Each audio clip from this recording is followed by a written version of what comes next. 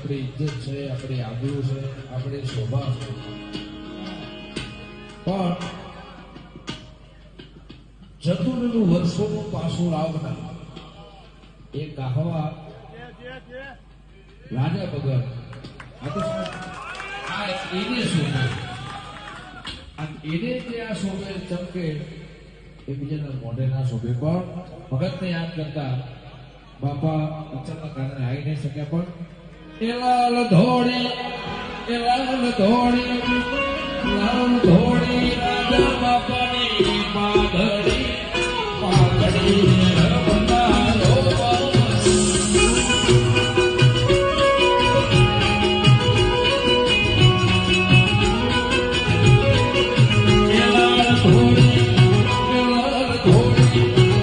લાલ ધોળી